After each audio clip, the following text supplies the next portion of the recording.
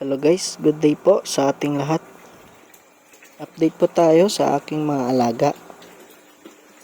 Ngayong araw po, 22 days old na po sila. And ngayong araw din po, magbibigay na naman tayo ng mga panibagong tips and idea po. Pero bago po yan, magpapakain po muna ako ng aking mga alaga.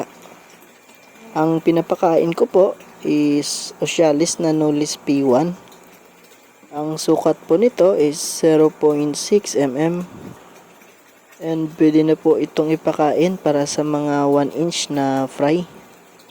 At ngayon po, hindi po muna ako naglagay ng probiotics. Purong feeds lang po yung pinakain ko muna. Pero bukas, maglalagay po ulit ako. Yung ginagamit ko palang probiotics is yung Orobiotics. Mabibili nyo po yan sa Shopee or Lazada. Ang pagpapakain po is pakunti-kunti lamang po. Kailangan po nakalat po ng maayos para makakain po lahat. And every 3 to 4 hours pwede na po ulit kayo magpakain. Basta lagi nyo pong tandaan na pakunti-kunti lang po ang pagbibigay. And ngayon po, ipapakita ko po sa inyo kung paano po ako mag-drain ng tubig. And yan po ang aking drainage system. Ang ginagawa ko po, every 3 hours, binubuksan ko po yan. After ko pong mabuksan, inaantay ko lamang po na lumabas yung dumi. Katulad yan po, lumabas na yung dumi, pwede ko na pong ibalik yung takip. Basta hintayin nyo lamang po na lumabas yung dumi. And pag nag-clear ulit yung tubig, pwede nyo na pong itakpan ulit. And after 3 hours, ganun po ulit ang inyong gagawin. Paulit-ulit lamang po ito. Ang importante po ay ma-drain po yung dumi. Kasi pag tumagal po yung dumi at hindi na drain agad, magkukos po ito ng pagtaas ng ammonia sa inyong tubig.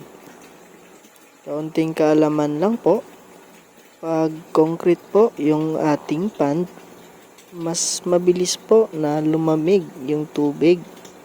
At ang ideal temperature po para po sa ating mga alaga is nagre-range po ng 27 to 29 degrees Celsius. Pag bumaba po ng 26 degrees Celsius, pwede pa naman din po yun. Pero pag bumagsak po ng 25 pababa, hindi na po yun maganda para sa kanila. Sa akin po, ang ginagawa ko po is gumagamit po ako ng heater. Yung heater po na ginagamit ko is yung DIY heater po. Yung ginagamit ko po doon is yung oil kalan. Yung iba po, ginagamit po nila is yung heater na nabibili po sa market. Ang problema po doon is sobrang malakas po sa kuryente. Kaya advice ko po, gumawa na lamang po kayo ng DIY heater. Gamit po ang oil kalan. Sa susunod po, ipapakita ko po sa inyo kung ano po yung design ng aking DIY heater. Para at least po, magka-idea po kayo kung paano po ito gawin. So hanggang dito na lamang po muna yung aking video. Mag-update po ako ulit sa inyo. Kung meron po kayong katanungan, comment nyo lang po sa ating comment section. At susubukan ko pong masagot ang inyong mga katanungan. Yun lamang po at maraming salamat.